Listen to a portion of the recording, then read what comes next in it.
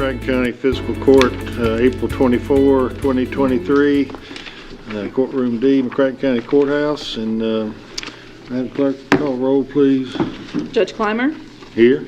Commissioner Jones. Here. Commissioner Bartleman. Here. Commissioner Abraham. Present. All right, then Commissioner Bartleman, you offer a prayer, please. Father, we thank you for the blessings of this day. We thank you for the opportunity we have to serve the county in this way, and we just pray you be with us, that we make decisions that are best for all. Father, again, as we always do, we pray for our first responders, all those firefighters, the sheriff's deputies, the jail workers, ambulance workers, and all those others. Father, we just pray for them, that you give them safety as they work hard to keep us safe. Father, we're just so grateful for what you do for us. It's in Jesus' name we pray. Amen. All right. Will you stand and join us in the Pledge of Allegiance? I pledge allegiance to the flag of the United States of America and to its republic for which it stands, one nation, under God, indivisible, with liberty and justice for all. Was that uniform? Yes, we've instituted a new uniform for the fiscal court reporters. Oh, that's the quilt week uniform. There you go. I got you. I like it. I wonder if we can find 4 more of those. We could work it out. I'm not wearing that.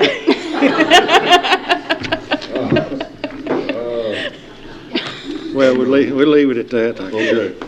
All right. And let's see, we need a motion to approve the consent agenda. So moved. So moved. Second. Any discussion? All in favor, aye. Aye. Opposed, no. That carries. Budget transfer. It is ordered that the necessary cash transfers in the amount of $525,000 be made in order to pay county bills and payroll approved April 24th, 2023. Second. So moved. Second. Any discussion? All in favor, aye. Aye. Opposed, no. That carries. Accounts payable. It is ordered to approve the voucher claims register from April 10th, 2023 to April 24th, 2023 to show county bills in the amount of $346,531.81 were paid. So moved. Second.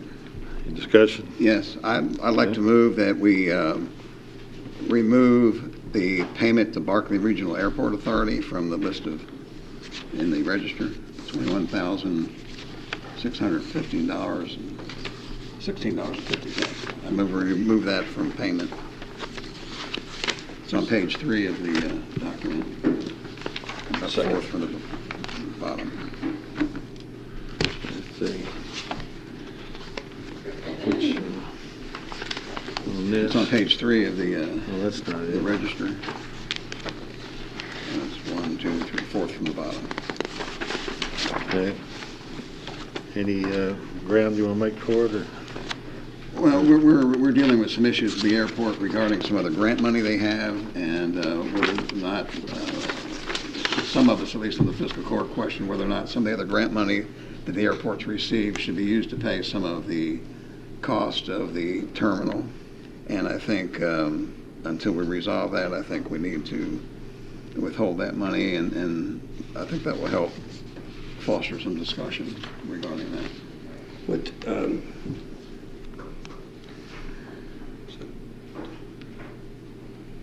do we not vote on that? Or didn't we used to?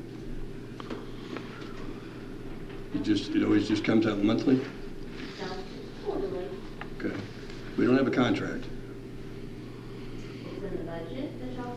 I understand. It's in the budget. It's in the accounts payable, but you've not been voting on that separately from other invoices. This is the money that comes from the car rental fees? No? Is that separate from this? That's what we vote on quarterly. The car rental is in order quarterly to pay that. But this is something different. This is not car rental. Your cash subsidy, 85,000, as it was last year. So they get money from two sources from us, from our general fund budget and from the revenue from the car rental tax that's used for economic development efforts, right? Yes. So the car rental tax, we do vote on individually, but this one, it just comes up monthly Quarterly. or quarterly, I'm sorry. Show me again which line you're talking about. It's on page 3 of the, that's the financial statement. That's it. Page 3.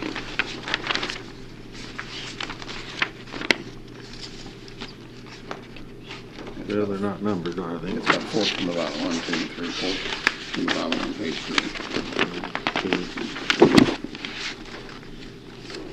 Program support, 21,616.50. And so that's, what's created our obligation to, you said that's that 85,000 annual, and we pay it quarterly. 86 and some. So that's a quarter of whatever the total is, so it's, yeah. Quarter of 86, 466. Okay, and That what, used to be a round number, that was one of those averaging things you guys do. okay, and what obligates us to pay that? It's a subsidy we pay to the airport. We took some action. Budget for years, and it's in the budget, and you guys approve the budget, and then they send an invoice quarterly for me to pay it, and we run it through accounts payable. I just say that certainly at some point, back some time ago, there was a decision of the court to pay a subsidy. Do we recall, was that a dollar amount or a percentage or based on certain revenue or anything? To annual appropriation of the fiscal court. Okay. Annual appropriation. So did we do a? Yeah, we appropriated the whole amount, we paid out quarterly through AP. Okay. We don't have a, because the commission does have a contract with the airport Okay. for that, for those funds. So that, I'm just trying to get to what the legal basis or what obligates us to do that. We put it in the budget. We just, I guess, agreed and at some point, some time ago, that we would pay $80,000 as a subsidy and pay it quarterly. Okay. At one time, Judge, that amount was significantly higher up until about 5 or 6 years ago because the airport had done some improvements out there, and then we agreed to pay for those improvements that were made. And I think they had maybe a loan. I don't know if it was a bond issue, but they had a loan that they had out. And once that loan was paid off and that work was paid off, the amount was reduced. I think at one time it was well over, I don't know, Richard Roof is still out there, and I don't remember how much it was, but it was significantly higher at one time, but it was reduced probably 5 or 6 years ago. So, And again, we don't have a contract with them, right? I mean, with other organizations, most other organizations we deal with, we have contracts of services they provide for the citizens to justify the expense. Is that correct? Wouldn't say most. For example, when we give money to nonprofits, and we have contracts with them, don't we? With DPED and Sprocket, we do. You meant to say. so those funds are just for what, operational? Yeah, this is operational money, and and frankly, Commissioner Abraham, I don't think there's anyone here that doesn't want this money to eventually go to the airport. We're leading into a bigger discussion that at least some of us want to have with the airport about renegotiating the local match. And I guess the question is, will that conversation have more impact if we owe them more money? Well, have we asked them to sit down and talk? Well, I think the plan tonight was to talk about it as a fiscal court, to see if the fiscal court wanted to have that conversation or whether it was just going to be individual commissioners. Well, and so we're talking about withholding 21,000, whatever it was, of money that they're expecting for operations. Would it not be reasonable to first ask them, hey, will you sit down with, and of course, I know that there's been some discussions about wanting to have a discussion with them about the finances and that sort of thing, but I think that's reasonable. I can be convinced as well that we consider this action a little later. I think it's a good question to bring up. On this money, because it's operation money, I will feel differently on the money that is later on our agenda. But on this money, I can be convinced. I'm not wanting to create ill will. I'm wanting to create a conversation on behalf of the taxpayers of McCracken County that there may be an opportunity to discuss lowering their tax obligation, I think their debt. I think we could withhold it till at least our next meeting. in the meantime, just ask them to sit down Right. and see if we can't work it out without. Right. If the fiscal court agrees as a whole that we need to do that. Okay. What do you want? Are you withdrawing your motion then to? No, I mean, I want to take it out of. I'd like to take it out of the bills this month and this meeting, and then put it back in next meeting, and hopefully that we can have some kind of dialogue established before our next meeting. All right. I don't think that's unreasonable either. We meet every 2 weeks, and I don't think they're going to go broke. They reported last week they had $2.4 million in their reserve. It was in the paper. Well, and this is a discussion about it. I don't want to create ill will either, but if I'm on the airport board, it had me scratching my head, I guess. Why are we going to withhold money from them that they're expecting for operations if we've not asked them first, without withholding any money, to sit down and talk to us about this? It seems like we've fired our gun before we need to. And I don't think surely they would be agreeable to meeting. So you don't want to blindside them, huh? Is that what you're saying? Well, I don't know that we need leverage to sit down with the airport, whoever the personnel are. It's probably the director and maybe the board chair or somebody. Just say, hey, here's what we're thinking. Are you willing to talk to us? I'd be frankly shocked if they said, no, we're not going to talk to you about it without us having to take this action. But that's just the way I look at it.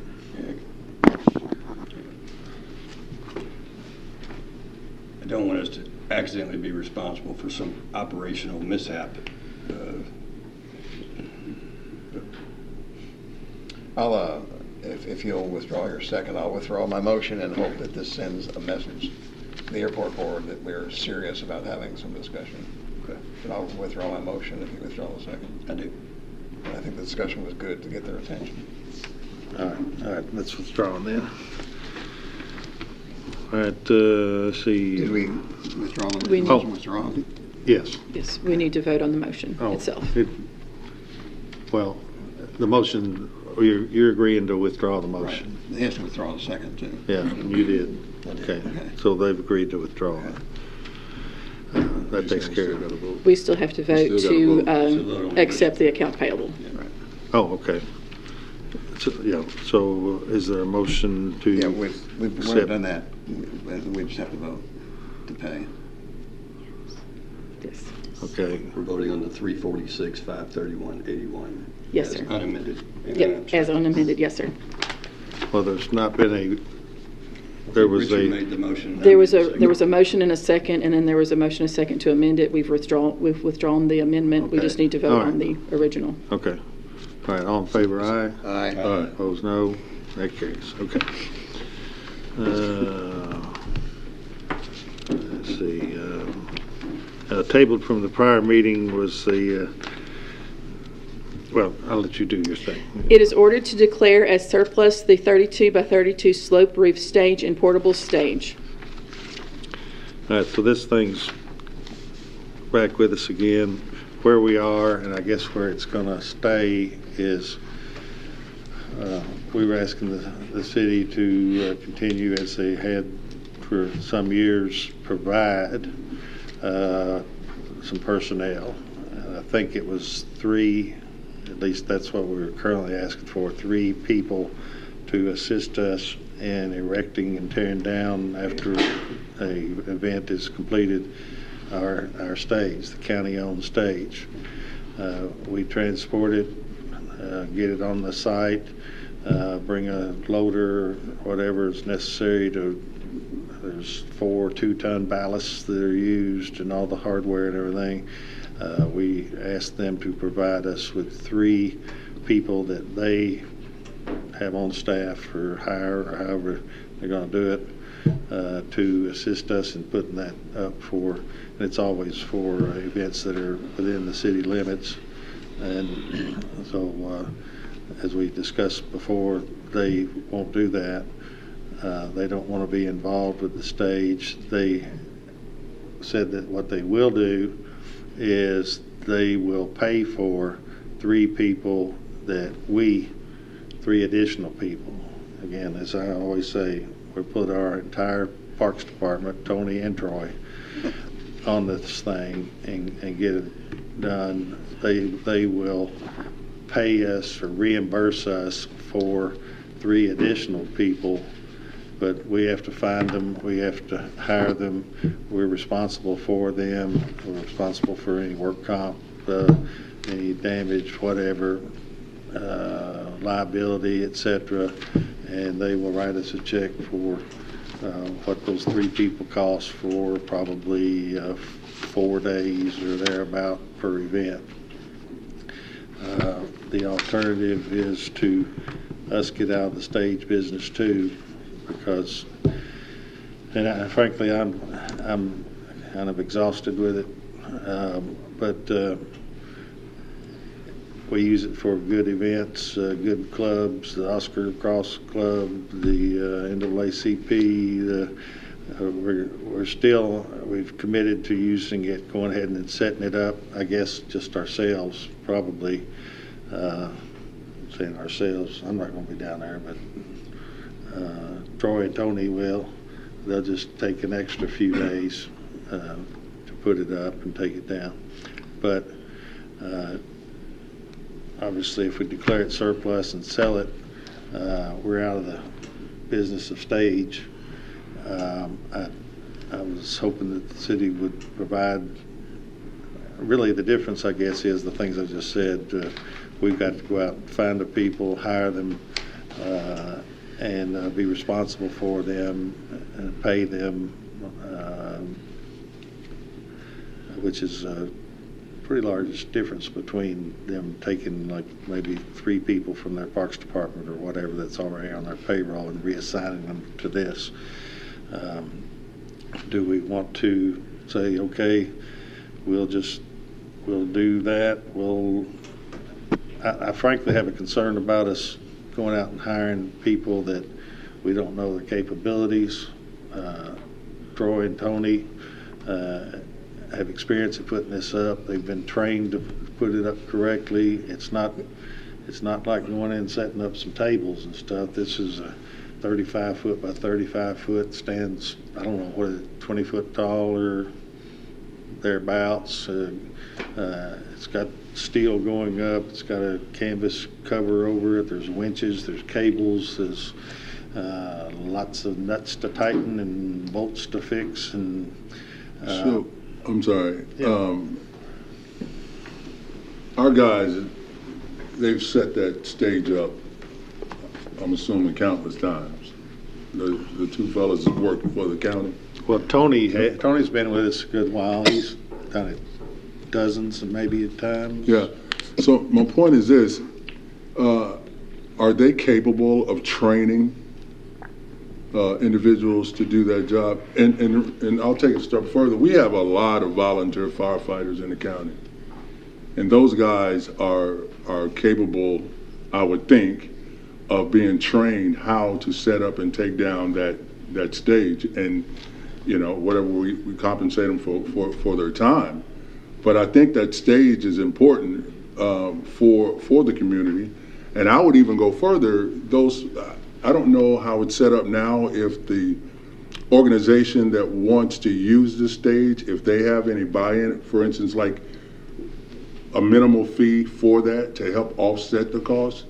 I just think it's a few ways we can do this without just hauling it off somewhere.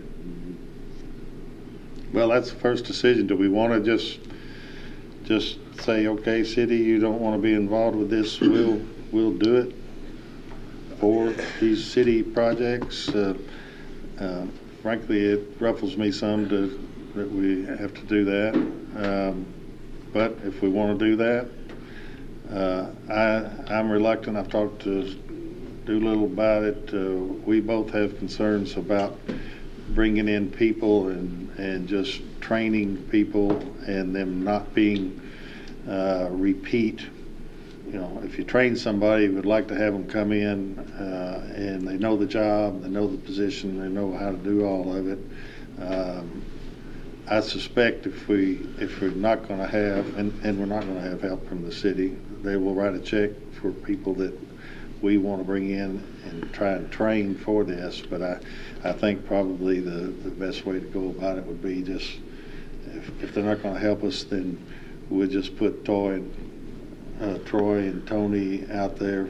It'll take them an additional day or two on the front end and the back end to put it up, tear it down, rather than be responsible for trying to train somebody. But I mean, we can look at it. I guess. Otherwise, what are we looking at? We have an opportunity to train. These guys that are volunteer firefighters, and I'm using that because they're there. Probably wouldn't have a whole lot of difficulties finding 3 or 4 guys to help do that once you train them how to do it. Their mind is clicked like that because of what they do voluntarily. Mm-hmm. So just to decide well, we're going to get out of the stage business. I think the ripple effect of that goes a lot further than, okay, we've washed our hands of it, without trying to have capable people trained to do that job. I wouldn't think it would be that difficult. Of course, that's my opinion. Yeah, you guys gotta. That's what we're here for. I guess I just, I know. I believe that it's reasonable for the city to take some of their parks people that are on the payroll anyway, reassign them to this, but they're not going to do that. I'll just reiterate that when we bought this stage, the county bought it probably 7 years ago. The agreement at the time, it was not in writing, but at least it was a shake hand or a verbal agreement that the county would buy the stage and that at times when we put it up, the city would help put it up. That was an agreement we had at the time. And that if we didn't have that agreement, we probably would not have bought that stage. It's the same as the city agreed to put up the dome for the quilt show, and they backed off that. Now the convention center has to spend about $40,000 or $50,000 a year to put that up. So, but I guess we can't do anything if they change their mind. And I think you're right that there's probably volunteer firemen. they're community minded, they want to do what they can do, but they're giving up a lot as it is. Well, I'm not talking about them volunteering to do it. I mean, we compensate the guys, obviously. You know, and once those guys are, you're talking about having someone that's dependable that will be there. Most of those guys out on our volunteer firefighters, I mean, they've been there. They're not going anywhere. And they could put that on their calendar when events come around. So that's my opinion on that. I assume using the road crew is not an option, right? I mean, some of our road employees, and that's not an option, I assume, because that would take them off. Well, They have a small number of employees anyway. If you take them out for a week, and they're on their normal.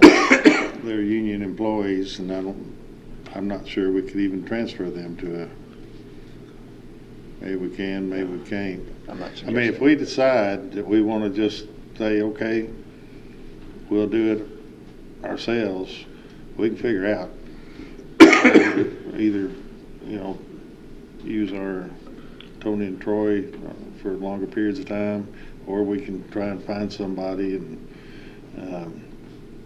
hire them to help do it. I guess our decision tonight is do we want to sell this or do we want to keep it? And if we're going to keep it, then are we going to continue to put it up for these inter-city events? So I'm not ready to sell it. And I know there are some events planned. I think we've got to find a way to make the events that are presently planned and relying upon the stage work. But I think we ought to work toward a policy of we own the stage, we own Carson Park, and if you want to use our stage, you're going to have to use it in Carson Park. Because I believe Troy and Tony could manage their time better if they knew where they were going to put the stage up, and I think there'd be some ability to leave it set up for a period of time in between the events. I think that's reasonable. I don't have a problem with that at all, and we're trying to draw more attention to that part of for Carson Park anyway. So I wouldn't have a problem with that. But I think we should at least exhaust our options of if the volunteer guy, if that plan doesn't work, and then we're faced with we got to do what we got to do. But I think we should because that stage is important to a lot of different groups. Yeah. And what you said, Commissioner, if you want to use it, it's going to be set up in Carson Park. So it might make the city rethink its position eventually. I don't know. I've worked on a good bit, but you don't have any concern about the city just saying we're not going to help. I'm so glad you asked me that question. Look, we're the fiscal court. We are what Commissioner Bartleman said years ago. It was a handshake and a smile, and this is what we're going to do. Well, guess what? Folks change. People change. We have the stage. Folks have come to rely on that for events. If we can work it out, I think we should work it out. If the city wants to help out, then that'll be great. If they don't, we're still moving forward on doing what we need to do. I just get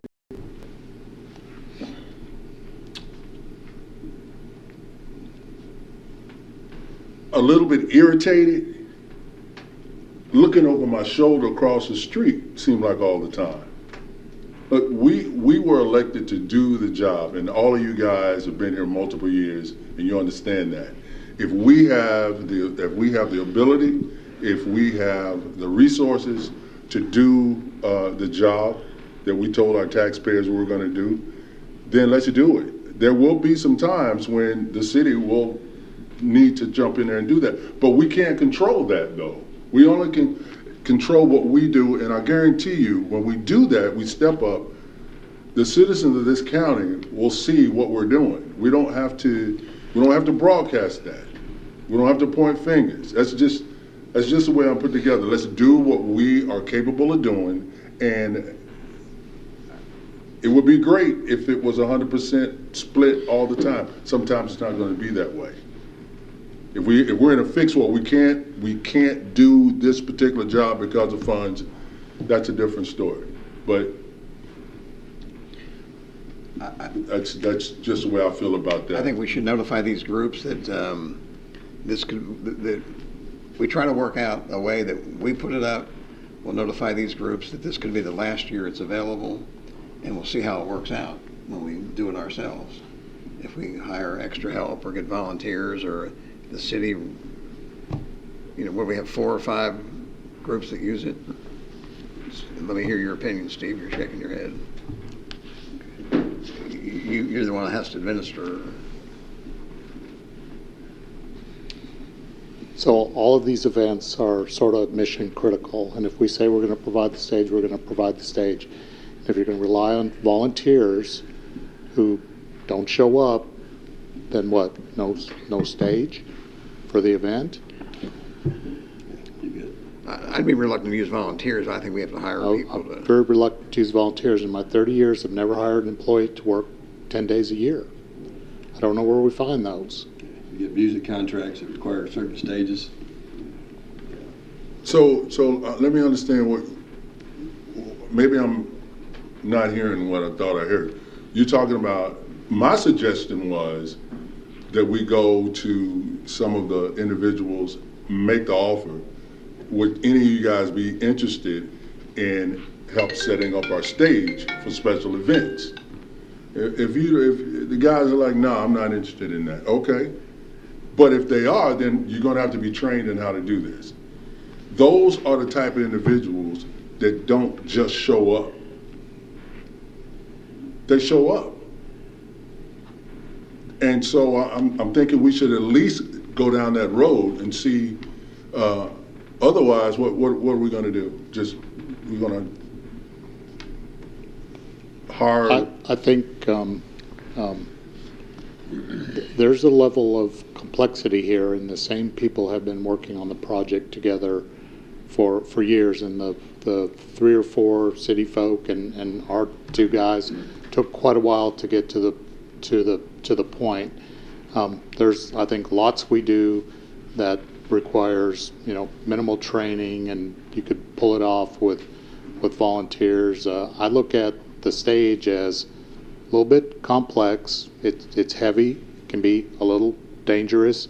If you have the right PPE, steel-toed boots, gloves, knowledge of using tools, quite a bit involved in setting it up and tearing it down safely. Right. And so I've had that one from some of the groups of, well, we'll get some volunteers, and that makes me skeptical, because I don't know who's going to show up on Wednesday for an event that's you're expecting thousands of people on Friday.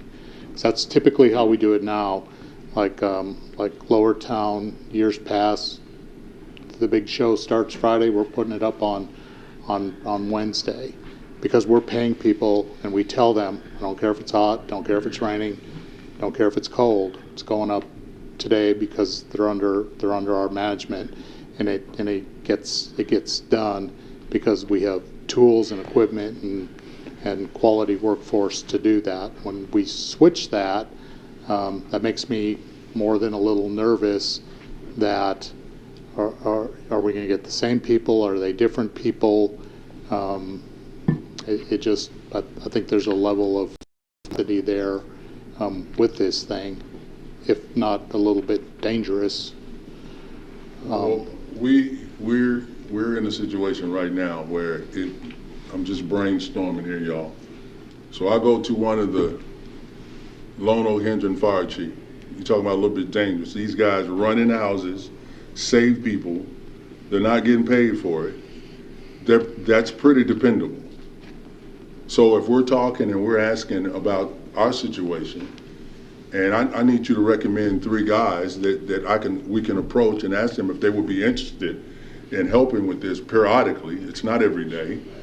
There's plenty of time to schedule that on there.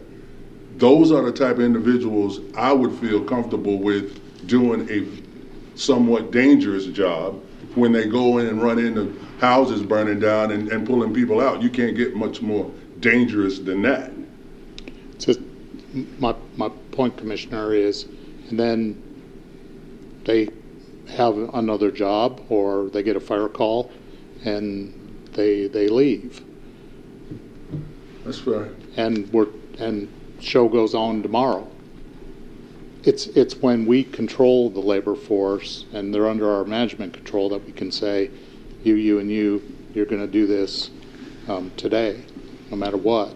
And we're changing that into a, well, maybe it'll work out, maybe it won't, but I think to the groups we're guaranteeing the stage to, that might not be good enough. All right, we got two guys, I'm sorry. We got two guys in our parks department, correct? Right. All right, one of them come down with COVID. What do? Got out, they can't come. What do? We're in trouble.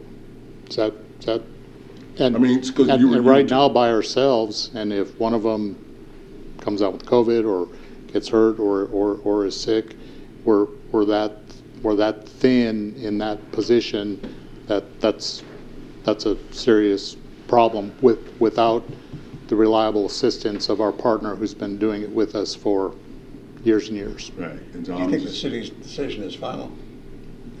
Yeah, well, I think. Yeah, I think it is. Seems like it is.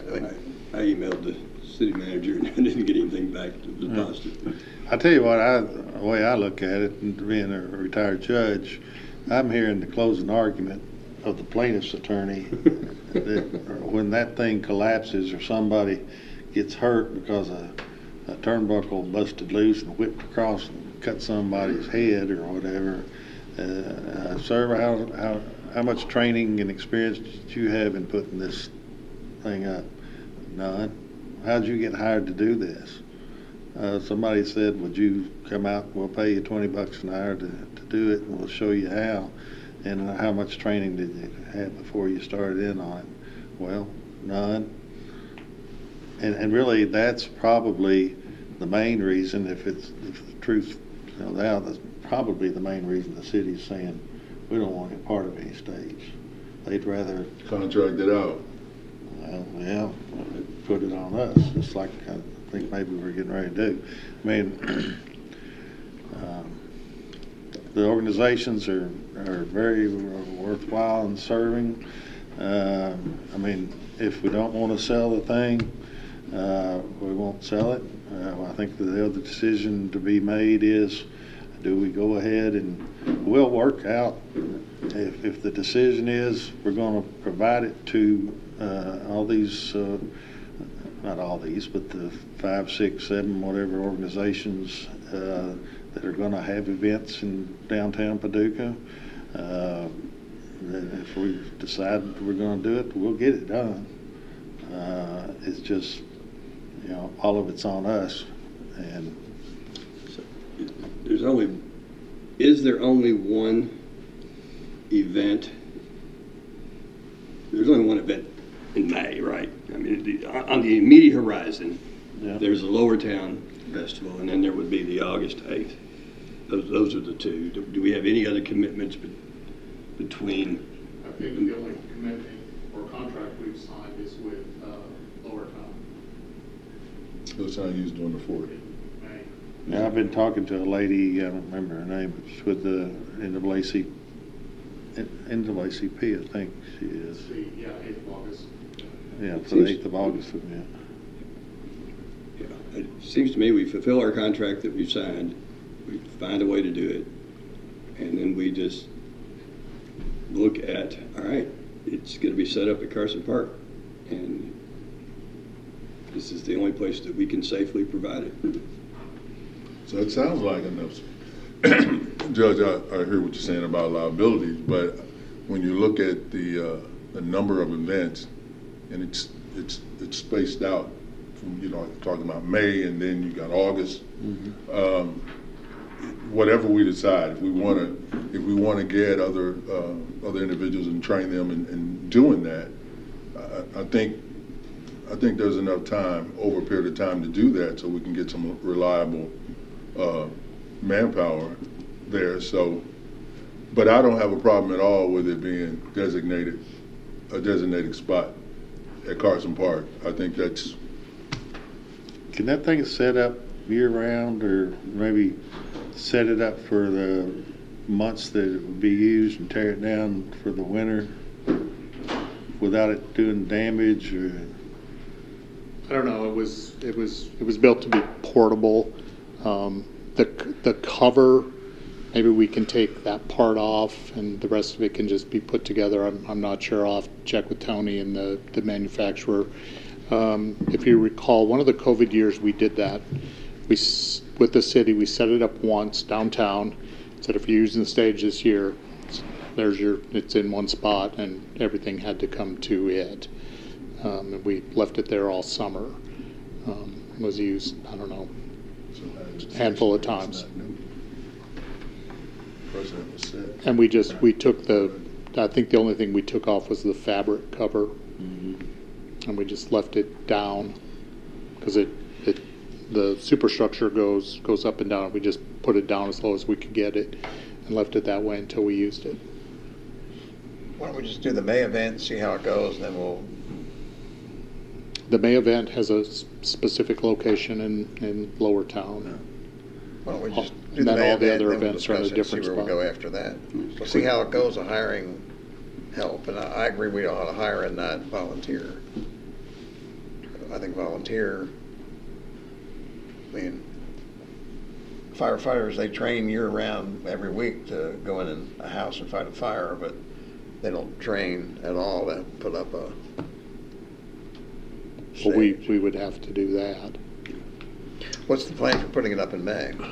So the plan for putting it up in May is it's going to be Troy and Tony and a couple of inmates, and we're planning on starting about a week ahead of time, and hopefully that's enough time.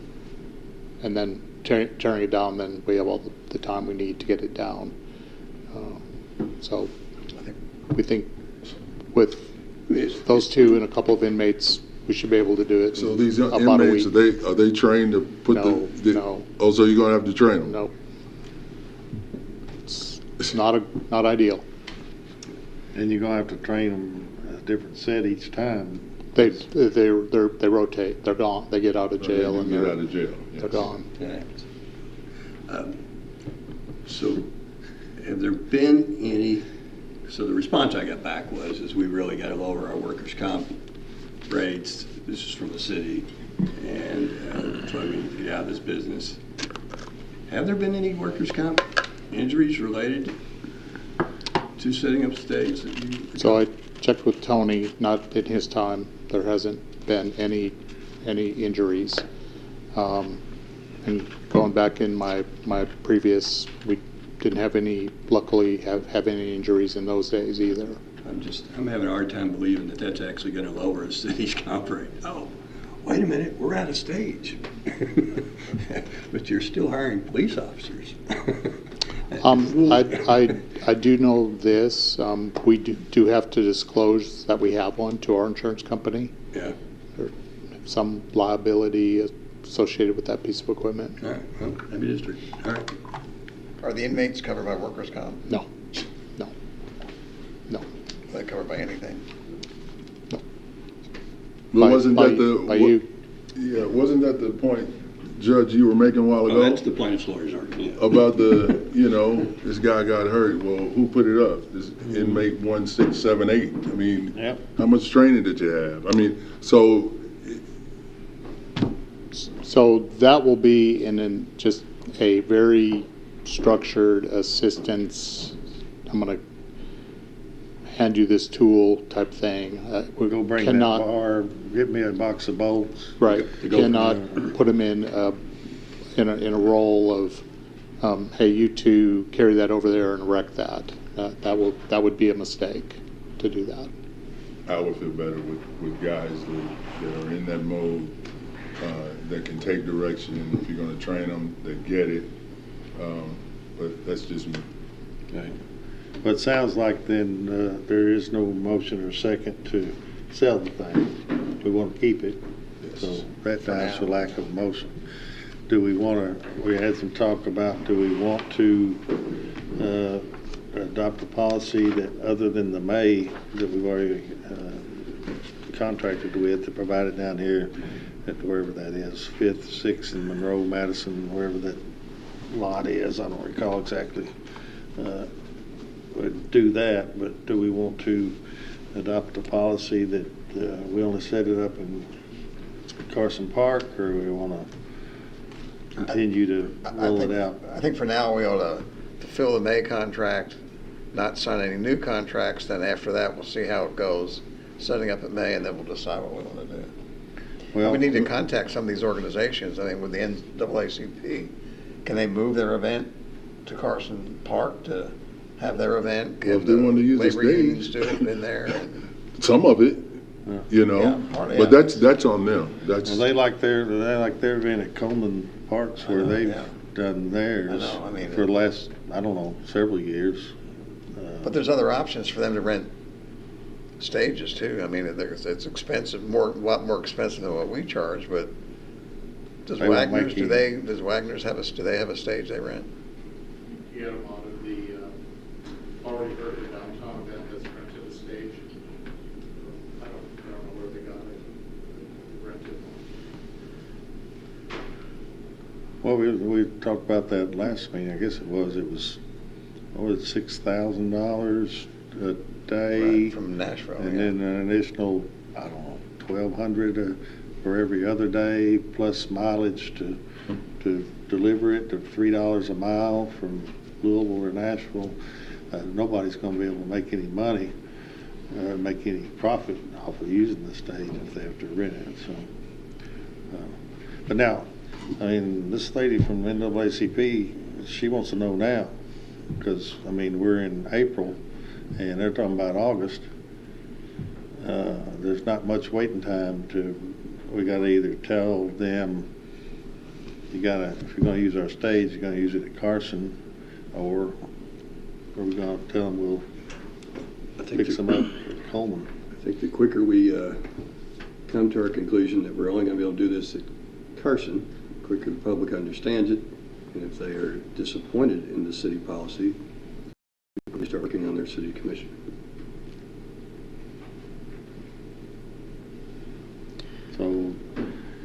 So the selling's died. Do you want to make a motion that we adopt a policy that Yes. our stage is used only at Carson Park? I'll make a motion that our stage, the county stage, will be rented only under terms that the county judge approves at the location of Carson Park after the Lower Town Festival event has occurred. so moved. Your second. Second. Any other discussion on it? All in favor, aye. Aye. Opposed, no. All right, that carries. All right, we'll get the details figured out. Let's see, court orders. It is ordered to pay the invoices listed below to Barkley Regional Airport Authority for new terminal expenses in the amount of $33,391.42. This amount is one-half of the total invoices of $66,782.84 and is pursuant to the interlocal cooperation agreement dated August 28, 2021 between City of Paducah, Kentucky, the County of McCracken County, Kentucky, and the Barkley Regional Airport Authority. Invoice MCFC 032923 dated 3/29/23 for $23,189.82. Invoice MCFC 040523 dated 4/5/23 for $10,201.60. Second. So moved. A second on it? I'll second it so we can talk about it. All right. And now I'm going to move to place it on the table for next week. Okay, now one of these was, let's see, one of these, the furniture, that's the 23,000, right? Right.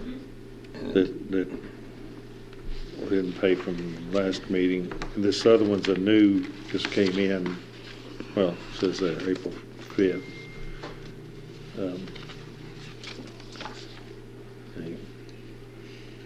And so a motion to table both of these. Yes. Okay, is there a second on that? Second. Okay. Any discussion? So, I guess this was handed to you earlier, and I'm trying to follow the right protocol, bringing this to the fiscal court first, and I have not addressed this formally as a single commissioner with the airport board. But I've given each of you a letter that gives the report that basically Commissioner Bartleman and I have been looking at this issue of additional funding which has occurred, fortunately, for the airport since August 25th, 2021. Now, let me just back up and give a brief overview. We're building a new terminal, $33 million worth of federal money, $5 million worth of state money, $3 million worth of county money, $3 million worth of city money, and then there's some PACRO money in there as well. We committed to the 6th in August of 2021 because it was necessary. In order to get the 33, 6 was necessary. However, since we committed in August of 2021, fortunately for our community, the airport has received additional funding that we didn't know was going to happen in August of 2021. And the additional funding is in the amount of $7.3 million. $5.3 million of that came from the state, and what we believe, and what we've been studying, we believe is unrestricted funds, in that it's unrestricted. It can't be used for airport operations. It can't be used for construction of things off of airport property, but it can be used for improvements on the airport property, undesignated. And then, in addition, in October, so that happened, and then just most recently in October, another $2 million was awarded in a grant. Hats off to Commissioner Bartleman for his advocacy on this, and this was for the sewer work that we're running to the airport, which will be offside the airport property. Of the 5.3 that came from the state, the advocacy that resulted in that 5.3 was a request for 2.1 for the sewer. So we've got, since this agreement was signed, in which we committed to pay the 3, the airport has received an additional $7.3 million new funding, of which 4.1 million was for a 2.1 million sewer expansion. So the sewer expansion is overfunded in the amount of $2 million. Mm-hmm. Now, that $2 million could be used for other things at the airport. We believe that it could also be used to reduce the local match. The local match is the legal term used in the contract between us, the city, and the airport. The $3 million. The $3 million. And so I'm not wanting to, at some point, I want to elevate this conversation to the fiscal court. I'd like the fiscal court to say, yeah, that's a good conversation. So let's somebody have that with the airport board and the city, and maybe we could reduce the local match for the city from 3 to 2 million, and for the county from 3 to 2 million. So that's why I think we should table these invoices in our conversations. And as a part of this due diligence, Commissioner Bartleman went out, we met with transportation folks. It seemed, I left that room, at least under the impression, so this additional 5.3 million that's coming from the state will be available to the airport on July 1. I left that room with the impression that if these bills remain unpaid, they could use this 5.3 for these 2 bills. But that gets us 33,000. That's not exactly what we're after here, but it at least gets us at the table having the conversation. So, that's why I'd like to table it, and I guess. Commissioner Bartleman, how did you left the meeting? What did you take from the conversation? Yeah, I've had 3 conversations, 3 different meetings with the head of the Transportation Cabinet's Aeronautics. A couple of those were by Zoom. I think, Judge, we had one up in Frankfurt, or we were at a meeting and had a Zoom meeting with the head of transportation up there, a man named Mr. Carter. Commissioner Jones and I had a meeting with the Transportation Secretary. They indicated that you could spend money prior to July 1st when these bonds will be available. You could spend money for airport construction or any project prior to July 1st and submit funds and be reimbursed for what you spent prior to July 1st. So if we've spent $2.5 million on the terminal project, I think we could get part of that reimbursed to cover that. I think they were pretty clear on that. They also were clear on a couple other things, and I've searched the budget, all the budget documents available.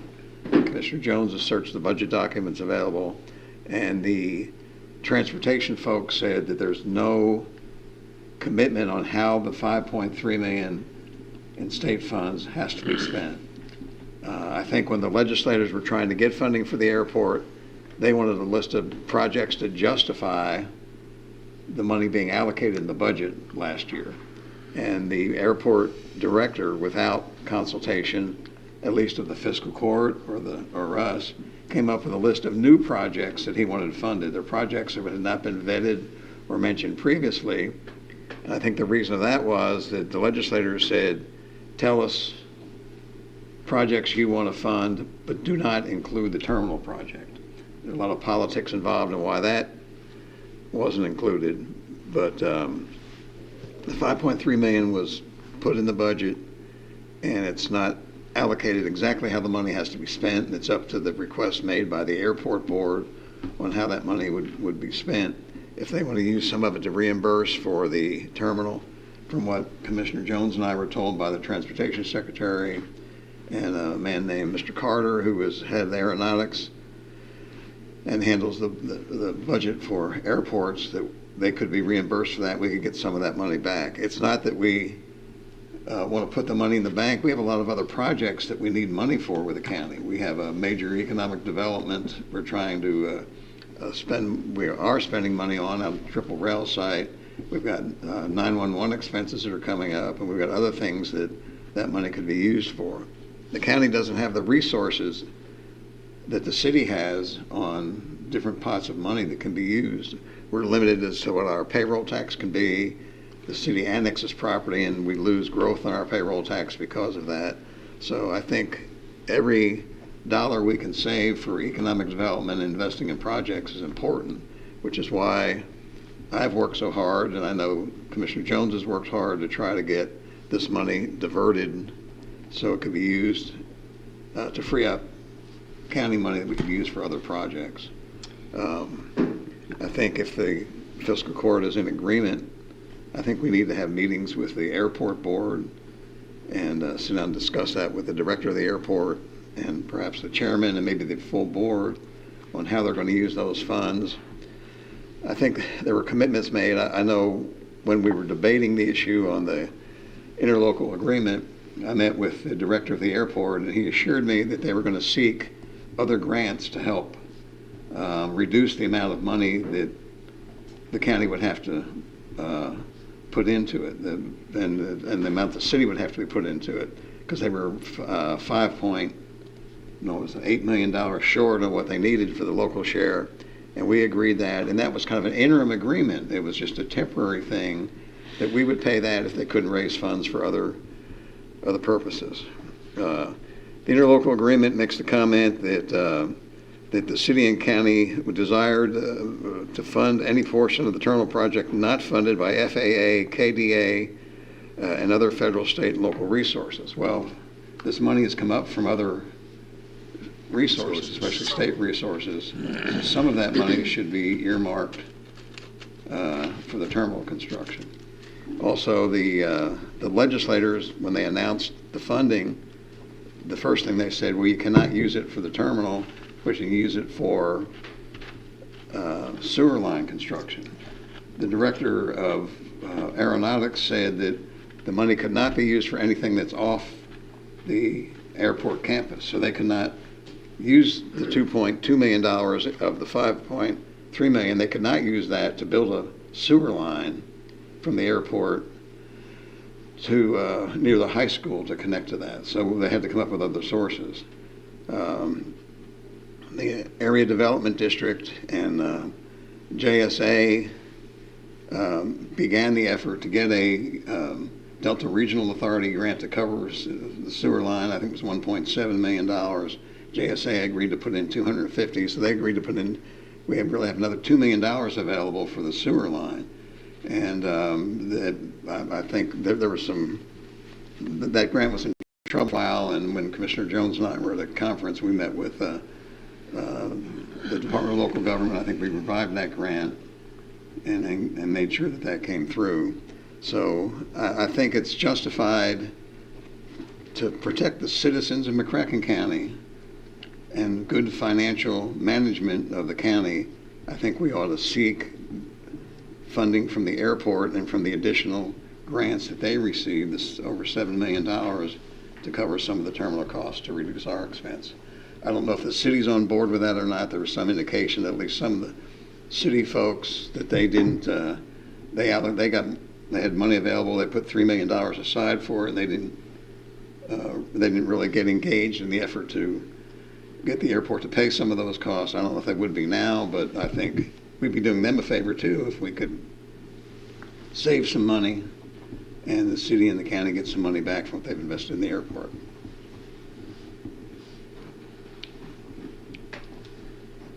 Well, so, I mean, it's sort of the same theory, I guess, in my mind as the other one. These are bills. I agree that, and I'm not positive who posed the question to the airport director and diverted that money, put us, city and county, on the hook for almost $6 million of local money. I think I know, but I'm not confident enough to name a name, but I'm confident enough who it is, but there's no name to it.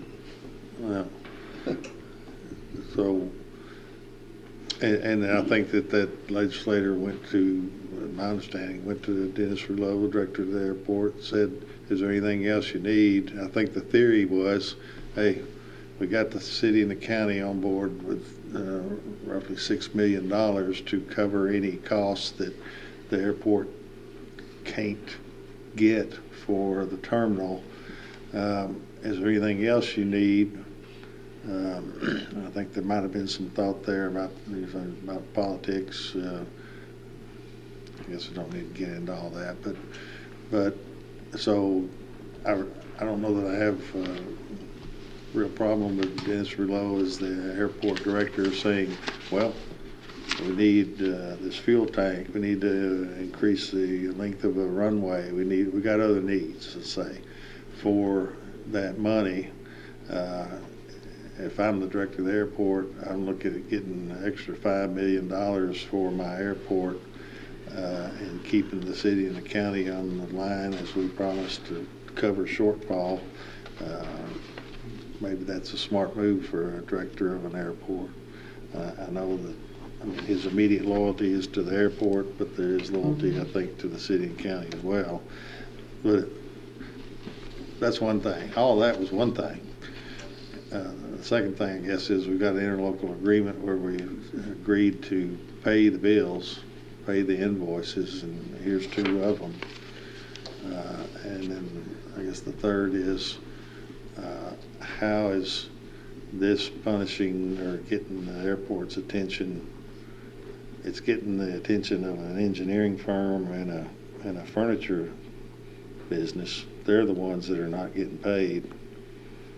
And I understand that the city is not going to pay their half, waiting, I guess, to see, if we're successful and not paying ours.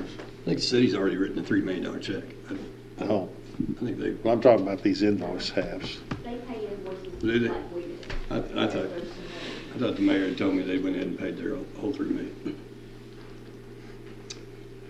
Well, apparently sound like they have not. But I'm just talking about this. There's 20, you know, our part of the 20,000 for engineering and our part for the furniture that's been delivered. The services have been provided. The invoices are in. We've agreed to pay them. But if we vote not to, then we're. Well, I'm not voting not to. I'm not asking you to vote not to. I'm asking you to table it for 2 weeks to make sure that these couldn't be paid with the 5.3 or maybe some of the general fund. I just don't want us to lose the opportunity to use these funds to pay these bills and therefore reduce the debt owed to taxpayers of the county and taxpayers of the city. And I think it's worth waiting 2 weeks. 10,000 of these bills is on its sewer. I mean, I go back to, since this agreement, $4.1 million has been approved for a $2.1 million sewer expansion. So I think. How much have we think spent that's on worth the the airport? Do conversation? you know, Yes. off the top of your head? How much we have. Have we spent on the airport, the terminal project? Of our $3 million, how much have we spent? Last time we added it all up, it was 1.2 and some change, and we've had invoices since then, so about 1.5. Yeah. So we've already spent 1.2 million. I mean, Is there indications that they're going to need the additional money, or were things coming in less than what they anticipated? We know their contracted amounts. So they're contracted out to get the full $3 million. Not the full, it's. Well, pretty close less to than it. 3 million, unless there were change orders, and there's been, to my knowledge, no change orders so far. I got to think the airport board, you know, they're probably sitting around waiting for us to have this conversation. I mean, we waited this long, frankly, because I didn't want to have this conversation before the General Assembly got home, because right now it's unrestricted, and I think now's the appropriate time to have a conversation. I got to think, I think they would make fun of us if we didn't have this conversation. Okay. Any other discussion? So we anticipate getting about another $1.5 million worth of bills from them. If we've already spent 1.2 million, what needs to be paid for that's going to cover that other 1.5 million that they had asked for originally, or that? It was in Appendix A I gave you. Can you come up here? I'm having trouble hearing you. I'm sorry. So it was comprised of two things. They had, our commitment was kind of twofold in the agreement. It was 5.8 million split by the city and county, and then there's additional language about it, and if it goes over 6 million. We borrowed right at 3, expecting to spend most of that amount per the interlocal agreement.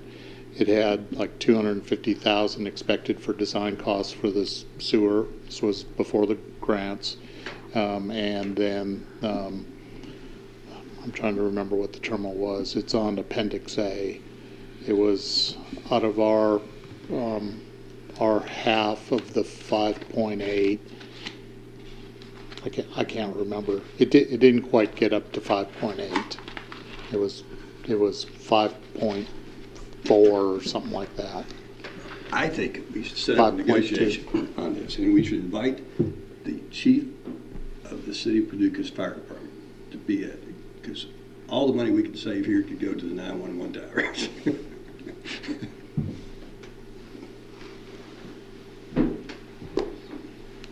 All right.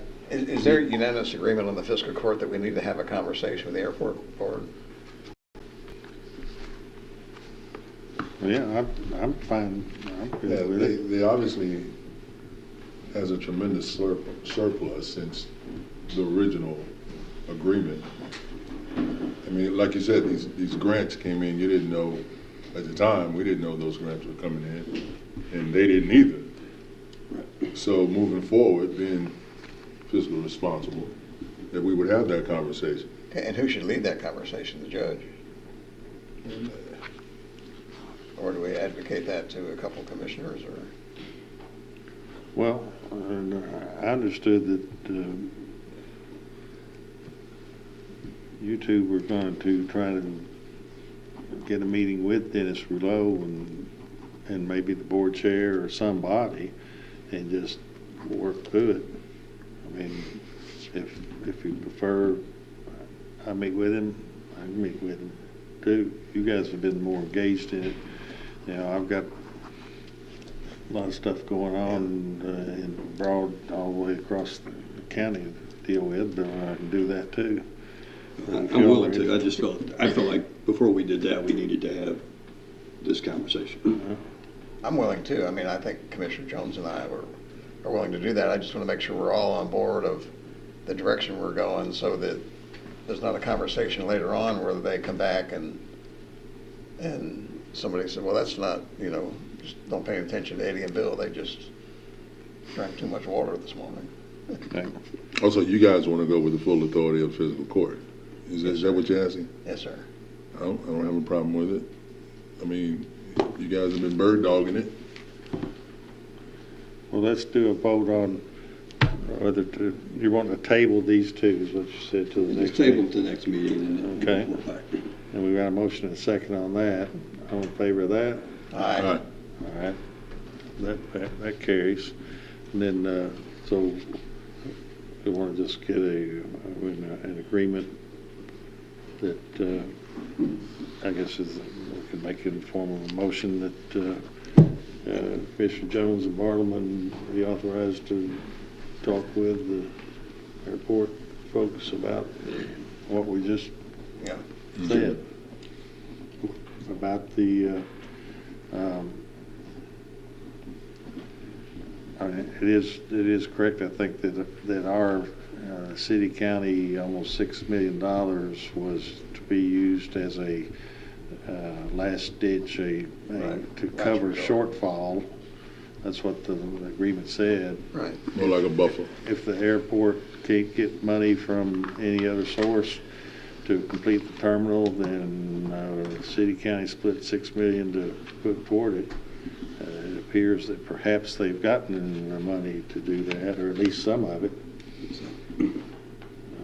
So we potentially could save. Now, if flesh that on out, then what happens? When Doolittle and I were talking about all this a little bit earlier, what happens a year or two down the road? The airport says, "Hey, we need a, the fire out there, burn up a hangar, or damage to a runway, or we need this or need that."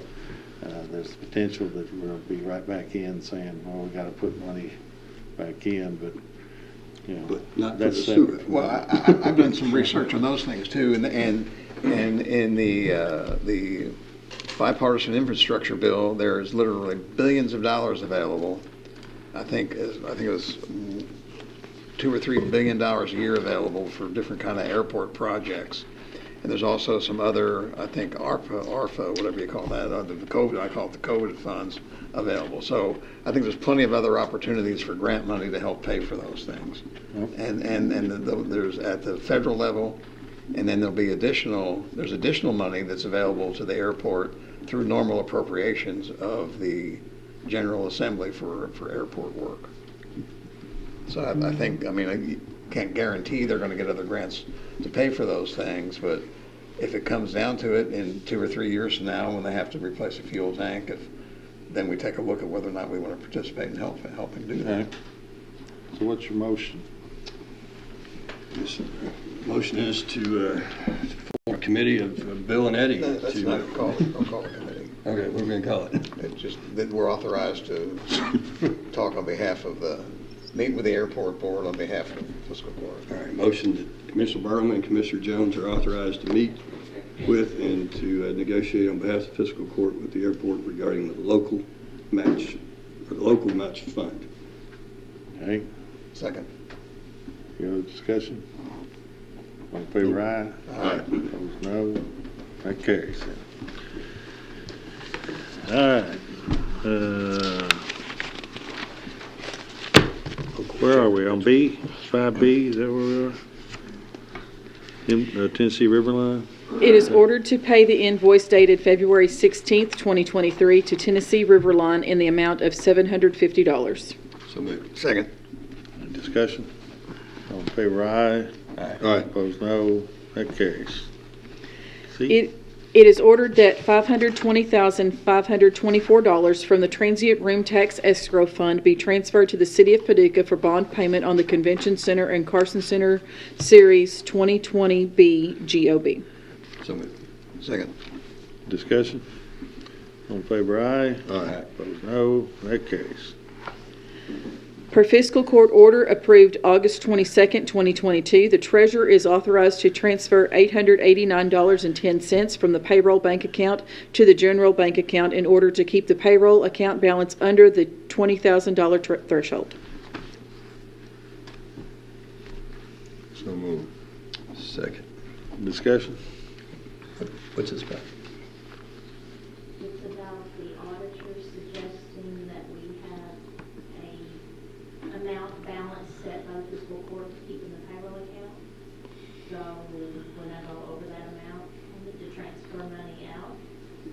So that original court order you guys approved was back in August 22. This is the first time it's gone over the balance. Okay. Thank you. All right. All in favor, aye? Aye. Opposed, no. That carries. E. It is ordered to reimburse Nathan Pace $500 for the damage to personal property at 5655 Husbands Road caused by emergency responders during the response to the March 3rd, 2023 tornado in Fremont. So moved. Second. Discussion? We'll be reimbursed, right? We're gonna put that, I don't know if we can we get that on the, we've already closed that out? Okay. Don't know. We'll ask Laurel, but I have no idea whether or not that's an eligible expense or not. We had two property owners as a result of trees falling over the road where some of our first responders and probably others drove up through their yard and did some landscaping damage. It's not that much money, so it And doesn't. so that's what these two are for. Gotcha. It's to settle those claims. Okay. It's not that much money. All in favor, aye? Aye. Opposed, no. That carries. It is ordered to reimburse Julie Powers $900 for the damage to personal property at 2955 Hard Money Road caused by emergency responders during the response to the March 3rd, 2023 tornado in Fremont. So moved. Second. Discussion? Same thing there. All in favor, aye? Aye. Aye. Opposed, no. That carries. It is ordered to pay Jamie Husky, McCracken County Clerk, $12,166.50 for tax bills for motor vehicles and boats in accordance with KRS 133.240, Section 3. The Kentucky Department of Revenue has certified the total number of motor vehicles and boat accounts for McCracken County was 81,110 as of January 1st, 2023. The McCracken County Clerk is paid 15 cents for the calculation of a tax bill for each account. So moved. Second. Discussion? All in favor, aye? Aye. Opposed, no. That carries. It is ordered to reimburse Christopher Clark in the amount of $105.99 for a Samsung Galaxy A13 5G cell phone that was destroyed during a traffic stop on March 20th, 2023. So moved. Second. Discussion? All in favor, aye? Aye. Opposed, no. That carries. It is hereby ordered that the Judge Executive be authorized to enter into a contract with Peck, Flannery, Green, and Warren Architects for roof design services at the Paducah McCracken Convention Center. So moved. Second. Sound a little happy down there, Quick Commissioner. on the draw, weren't you? So I did talk to the mayor today about, agreed to do the repair work on the Convention and Expo Center. I asked him to please quickly as possible, determine what they're gonna do with that showroom lounge roof, because, well, it's like this table right here. I pulled that part up. Maybe like this table right here. But showroom lounge, convention center, same roof goes right over both of them. And so ask him to determine, is the city going to roof the showroom lounge? Are they going to demolish the showroom lounge? Are they going to do something else? But we need to know, and the architect and the roofer, when the bids start, need to know how they're going to attack that seam between the showroom lounge, which is all city responsibility, and the convention center, which we've agreed to roof. And he said he's going to get right on it, trying to get an answer to that very quickly, so we'll know what to do about that dividing line there. Steve, are we going to ask the architect to prepare bid specs that repair the roof or replace everything on the roof? I know there's I know the architect has a different view than what The architect's view is to tear everything off. Our contractor we've used on many projects, who's done lots of investigation on the roof of both centers, believes that our deck is 99% good and our insulation is 95% good, and you better keep it. Don't pay for it again. If this were if this were 2015, we probably would, because it wouldn't be worth keeping. But given how difficult and how expensive those materials have become, I think the aim is going to be, certainly we have to replace the membranes, the very top surface, and we have to do what gets us a 20-year roof warranty. And so that's the approach I'm going to be advocating when we go in. Of course, we're going to have to replace the skylight structures with probably something else, but something architecturally pleasing. And then there might be, with regard to that showroom piece, there might be different solutions, but something's going to cost money up there that's on the city side of the line. We're going to have to figure out how to deal with that. The way I describe this is, if you're going to re-roof your house, you take off the shingles and replace any decking that's rotted, and you replace the roof. But what the architect wants to do, or one of his proposals is, not only when he came to do my house, not only would you take off the shingles, you take off the decking and replace all the decking, even though it may not need to be replaced. So these bid specs will be to do the membrane and, I guess, repair any decking that needs to be repaired, but not take all the decking off, because I think the estimates were $4 million at least for the decking and $2 million for the, we call it repair, but you're still replacing the roof. Yeah. And it has a $20 million, 20-year. It's more than repair. It's replace. It's roof replacement. It's just how much of the roof are you going to replace? And at this point, we're going to, I think the goal is replace as much so that we get a 20-year warranty out of it. Right. Because we're going to be into at least 15 years of financing. Yeah. And you're going to want your roof to last at least, if not longer, than your financing. There was misunderstanding, at least from my standpoint of being a member of the Fiscal Court and on the Convention Center Board, that a repair was going to be, you fix a spot over here and you fix a spot over there and fix one over there.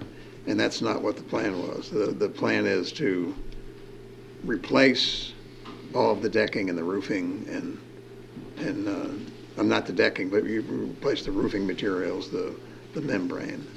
And then if we have a 20-year warranty, that's an indication that we're still doing it right. Right. If we can get 20 years guaranteed, there's really no need to go beyond that. And that, I'm sure, would be in the bid specifications, if they have a minimum 20-year warranty. I think the contractor told me you can get a 30-year warranty if you want, but you're going to pay twice as much for it, so. What's that? I said, I think the contractors who has advised us on this said you can get a 30-year or 40-year warranty if you want, but if you do, you're going to pay 3 times as much for your roof.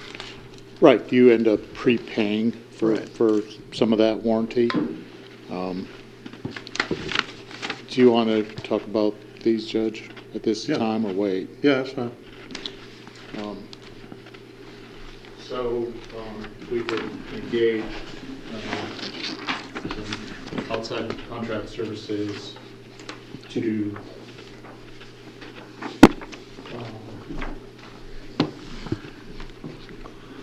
Do you have your copy? That's version 4 now. Okay. For an interlocal agreement, this would be between just McCracken County and the Convention Center Corporation to provide the roof to do the project and to provide the financing. Wanted to provide you with this draft tonight. We would like to introduce this ordinance at your called meeting on Wednesday of this week.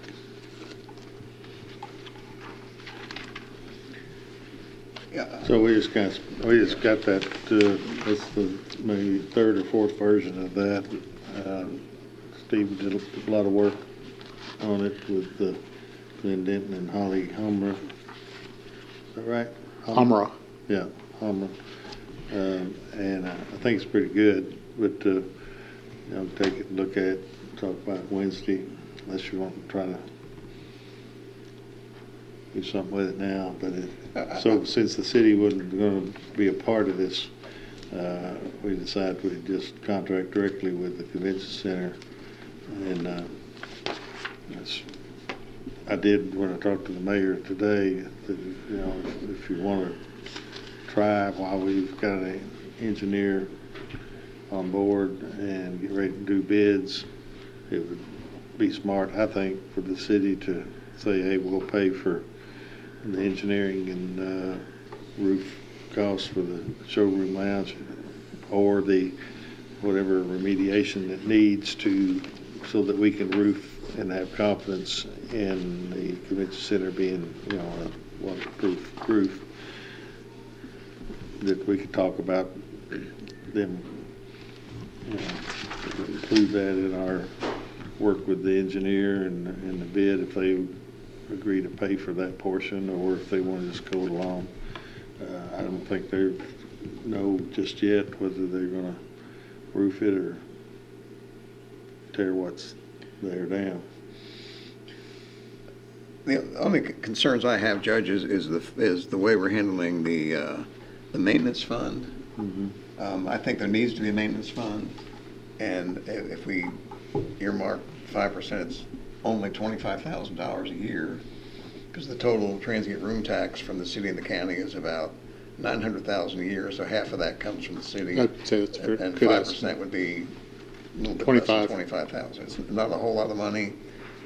I'd like to have some discussion, maybe not tonight, but at some point, on how that fund is handled.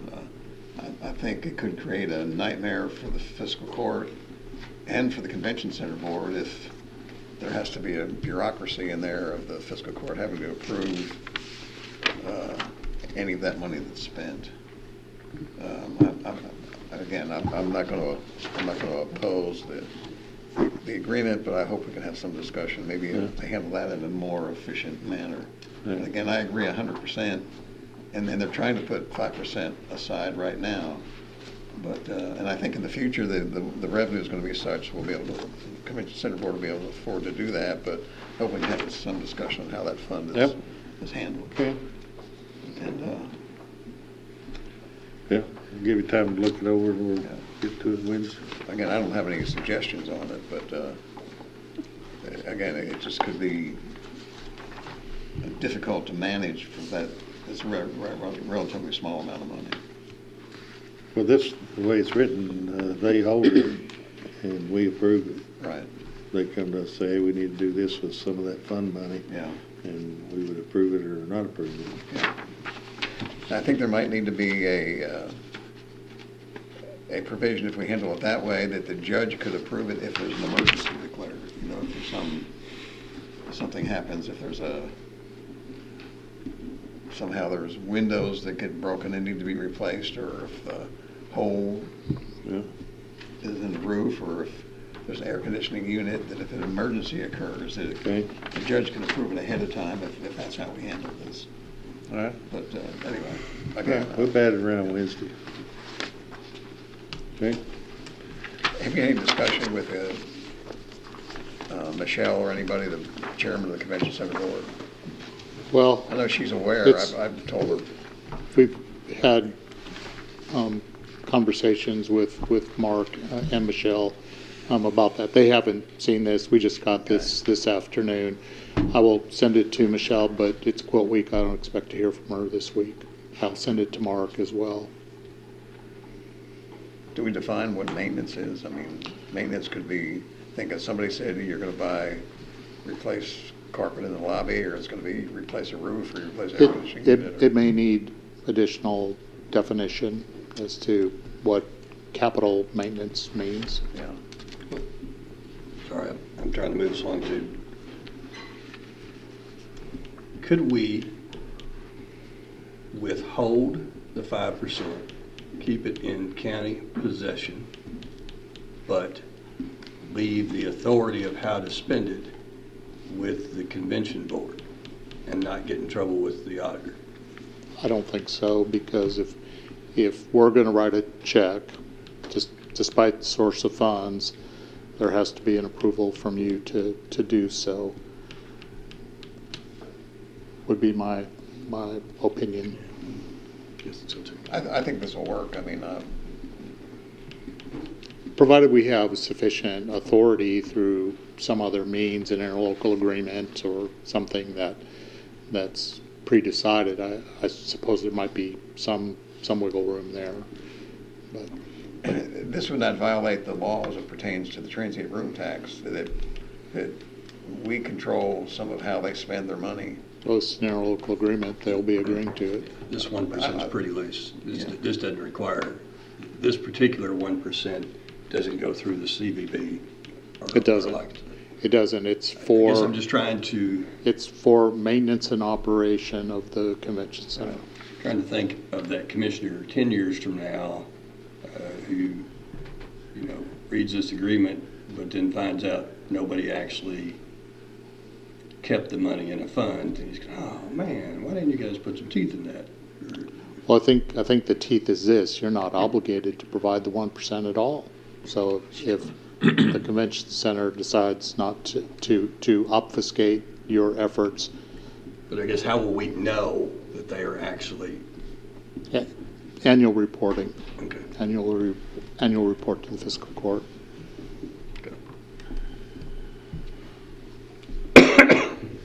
Good? Yep. All right. See, board appointments? We didn't vote, sir. Oh, we So, did. We have a motion and a second. We need a vote. All right. All in favor, aye? Aye. Opposed, no? That carries, okay. It is ordered that John Lovelace be reappointed to the Board of Trustees at the Goncourt Fire Department for a 3-year term beginning on July 1st, 2023. so moved. Second. Discussion? All in favor, aye? Aye. Opposed, no? That carries. Wonder if he knows how to put a stage up. We got to ask him. Ask him.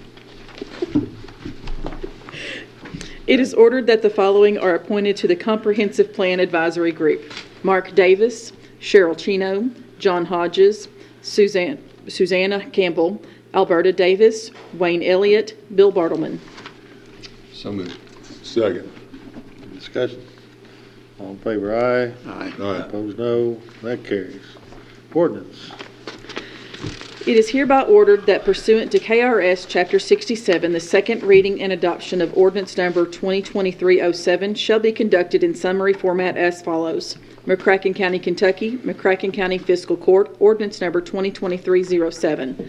An ordinance amending McCracken County ordinance number 2022-02 by revising the proposed fiscal year 2023 2023 operating budget while modifications in receipts from bond proceeds, opioid settlement, insurance proceeds, miscellaneous, federal prisoners, and state reimbursement and state grant in strict compliance with the mandates of Kentucky Revised Statutes, Chapter 68. Summary. The present ordinance revising Ordinance 2022-02, McCracken County proposed fiscal year 2022-2023 operating budget pertaining to a modification in receipts from bonds proceeds, opioid settlement, insurance proceeds, miscellaneous, federal prisoners, and state reimbursement and state grant. Certification. It is hereby certified by the McCracken County Fiscal Court that the present summary represents an accurate official statement of the main points of and contents of Ordinance Number 2023-07. Public inspection. Ordinance Number 2023-07 shall be available for public inspection in its whole and in complete form in the McCracken County Judge Executive's office during ordinary business hours. So moved. Second. Discussion. All in favor, aye. Aye. Opposed, no. That carries. Let's see.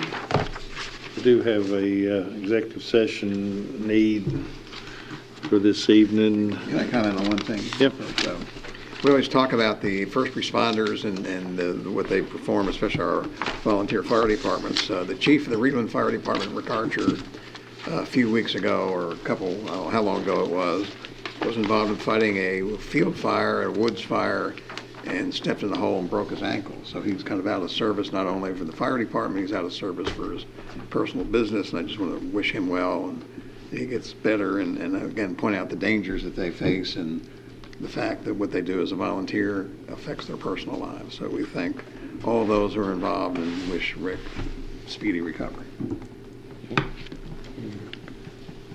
All right, let's see, we need an executive session motion for the purpose of proposed or pending litigation as permitted by KRS 61810-1C.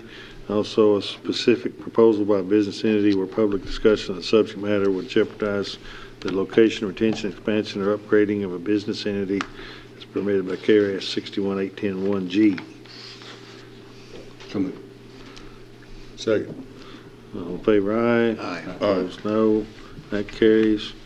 Let's see, we're not going to have any vote to do when we come back, so we'll need a motion to adjourn when we reconvene from executive session. So moved.